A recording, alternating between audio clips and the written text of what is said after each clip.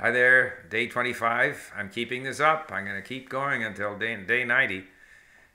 Today was a productive day insofar as language learning is concerned. I put in about an hour and a half to 2 hours of linking and some new lessons that have been put into our link library, Korean. One is, they're both from Radio Free Asia.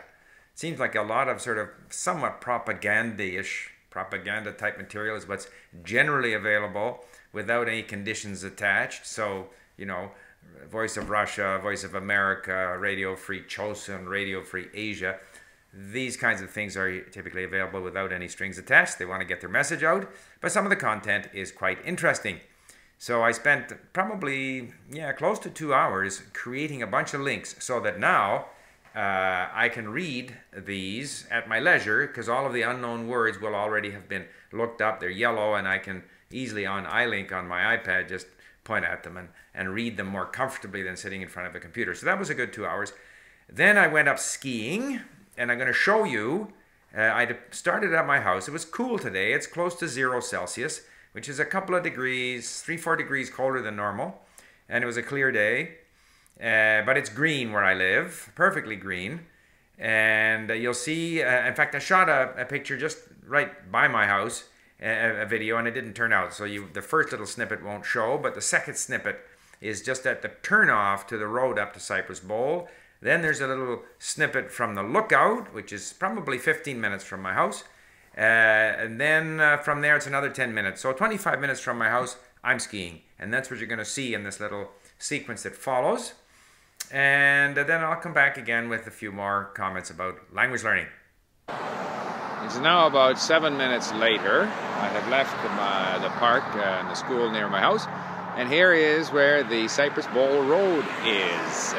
So I'm just going to get on this road and head up to Cypress Park. Now here we are. It's basically 15 minutes since I left my house. On my way up to Cypress, and we can see the city of Vancouver down below us, and there's other people here at this lookout, and I'll get over here where I get a better view of it. And there you can see the Lionsgate Bridge and the downtown area of Vancouver, and off in the distance we have Burnaby and other parts of the city. Out here we have ships in the bay waiting to unload. Across there is the university. Now I will continue up and go skiing. Now I'm listening to Sun Hyunwoo's audio blog, but I wanted to take a picture of this cypress tree, which is 1,500 years old and 3 meters in diameter.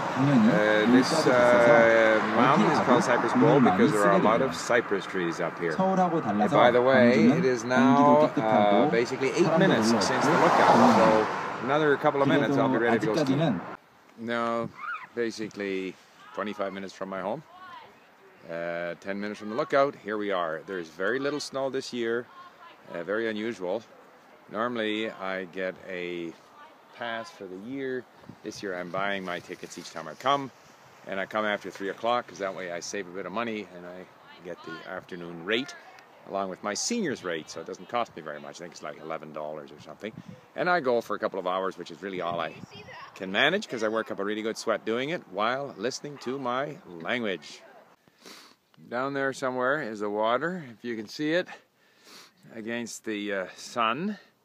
And off to the left are the trails I just came out of, and I'm going to head back into, and the snow is hard and packed, but it's white, and it's quite cold. And so I will continue my skiing. Here you can see the different trails, and there's a skier about to pass through in front of us, and there again it's a little darker, a little cooler in the trails, and there's also up here to the peak, but mostly it's just a lot of cross-country trails here, and that's where I'm headed now. Now here I am up by the lodge here. There's a little lake. It says thin ice. As I say, we have less snow than normal. Give you a bit of a look. There is this thing here. There we go. Here I am. Got the lodge behind me. And I'm going to see if I can. The snow conditions actually are very good. It's like midwinter conditions, even though there isn't very much of it. They've packed it down, they've spread it out on the trails. There's also snowshoe trails here, and it's a great paradise for the citizens of Vancouver. So here's the trail, and I'm going to try and ski down this slope here without crashing, holding my poles in one hand, just to give you a sense of the conditions here. And here we go. We're going to head down here. And if I end up in a heap here, you'll have it recorded for you.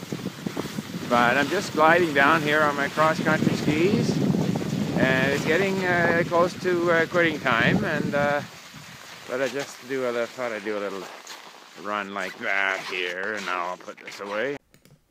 So you can see that 2 hours of vigorous cross-country skiing, and it was clear, and the snow was clear and crisp under the skis, and breathing that mountain air in the forest and stuff. Come back home, have a nice hot bath, nice dinner, watch the Canucks lose another hockey game, and now I'm ready to do a bit of reading on my iPad. You must think I'm crazy, the amount of time I put into learning Korean. Normally I would just do an hour a day, but I'm committed to this 90-day challenge. I want to do it. One comment, you know, I was skiing and I didn't have my boot properly. I have two types of cross-country skis, the classical style and then the skating style, which I've started up more recently, and I didn't have my boot in properly, and every time I tried to push off, kind of push on that leg, it would slide, and finally I realized that I had my boot on the wrong way. So it made me think, you know, everything you do, you can do it the right way and the wrong way, particularly in something like, you know, putting your skis on the right way. And there's definitely issues of technique in things like cross-country skiing. But when it comes to language learning, I think we have a little more freedom. We can have our different ways. I noticed that at the 90-day challenge statistics at Link, I'm right near the top, which I don't like. I like it when there's people working harder than me, but I'm one of the more active ones. One of the reasons that I get high scores on my activity index is that I create a lot of links. And in Korean, the way our system works is you immediately get a suggested, you know, if you look up a word, an unknown word, you get a suggested meaning from Google Translate, which in the case of Korean is often wrong, not very helpful. In Czech, it's very good. I found it very reliable. Then we have these user hints, which are words that some of our members have already gone to look up in a dictionary, and they come up right away. And then if none of those look like they make sense, then you look it up in a dictionary. I tend to, normally when I'm doing Czech or other languages, I just go with a user hint, or I go with a Google Translate, and it's good enough. And later on, if I want to refine that hint, I refine it. In Korean, I tend to go to the dictionary more often because I'm often very curious to see if there's a Chinese character attached to it. And if there is, then I will bring it in and make that part of the hint, as we call it, the definition. There was a lively discussion at our Link forum today. There are a lot of people who put a lot more effort into each hint. They look it up. They want to make sure that they've got the conjugation and all kinds of additional information and so forth, which is fine. And so I don't think there is a wrong or a right way when it comes to language learning. As I've mentioned yesterday, Luca has his translation thing that he does. And the thing about language learning is it's such a personal thing. If you had to do it some way that other people think is good, but you don't like doing, that I think would be discouraging. The fun thing about language learning is you can find things that interest you, you can do things that interest you, you can bend it around to suit your interests. And whatever you can do to make it, you know, fun and interesting and worthwhile for you is going to keep you at the task. And if you stay at the task, you're going to improve. So I was thinking about that as I was charging around, you know, that certain things require, you know, you have to do it this way. Like judo, you know, you have these kata, you got to do it this way. But in language learning, I feel we have to explore and find the ways that we find the most enjoyable and effective. And so to that extent, it's very much an individual journey. And but today, I'm going to be over 4 hours today. So I hope some of you out there who are taking the challenge are going to compete with me in terms of, you know, activity level, whether on the Link Activity Index or in terms of the number of hours you put in. Because the more you put in, the more you're going to get out.